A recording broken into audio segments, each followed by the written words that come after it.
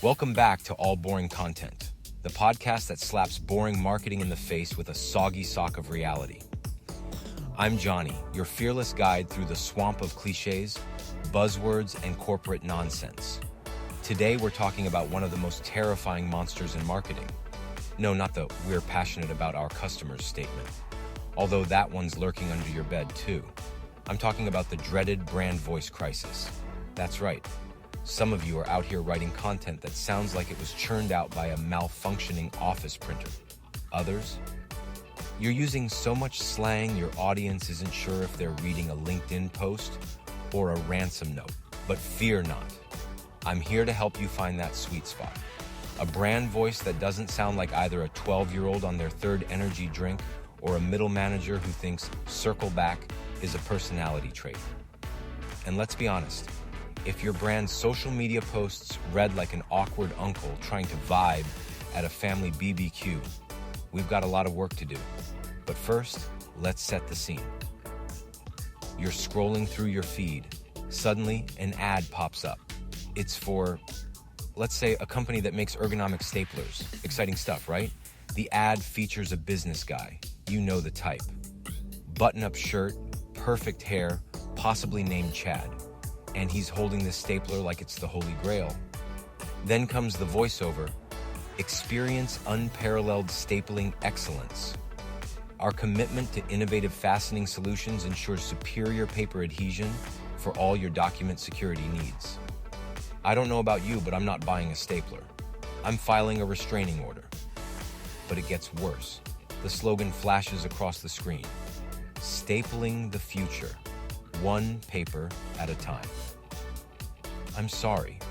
Are we launching these staplers into space? Are they part of the Artemis program? What future are we stapling exactly? And this is what happens when a brand has no voice. Or worse, they have a voice, but it's the verbal equivalent of a cardboard box. But here's the kicker.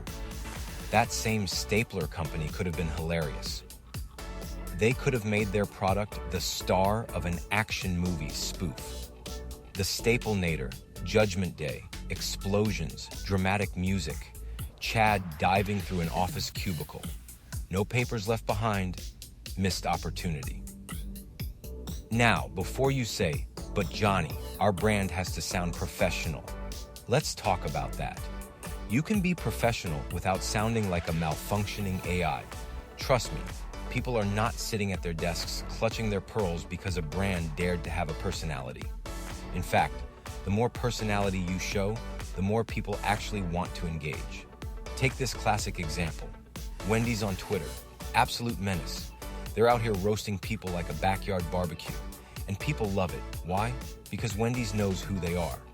Their voice is playful, sarcastic, and just a little unhinged, like a fast food chain that somehow stumbled upon an old comedy writer in their supply closet. But maybe you're thinking, that works for Wendy's, but we sell enterprise-level accounting software.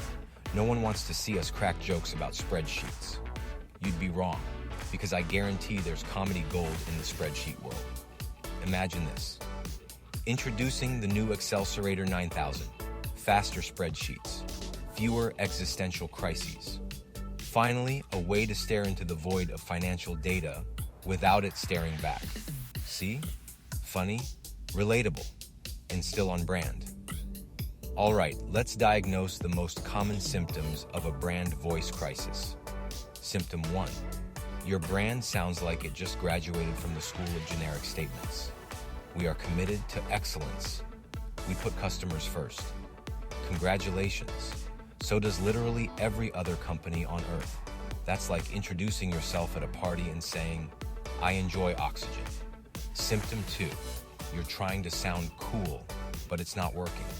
If your brand is using slang like slay or bussin', and your CEO was born before disco died, we have a problem. No one believes your paperclip brand is on fleek. Symptom 3. You apologize for everything. We're sorry if our stapler didn't meet your expectations. We're passionate about paper management and will strive to do better. You sell staplers. You're not running a cardiac surgery unit.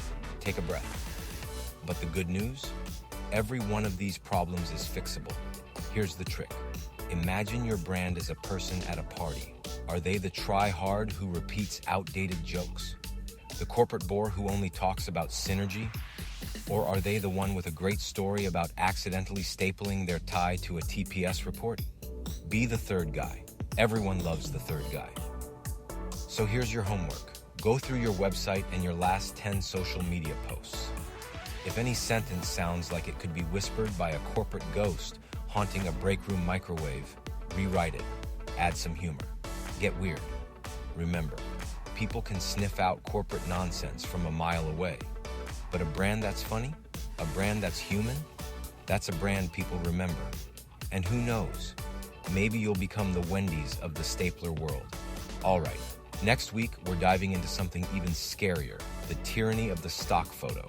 If your website is currently populated by handshaking businessmen, women inexplicably laughing at salads, or that one guy with a headset who's pretending to provide excellent customer service, we've got work to do. Until then, keep it weird, keep it funny, and whatever you do, don't staple your tie. This has been All Boring Content. See you next week.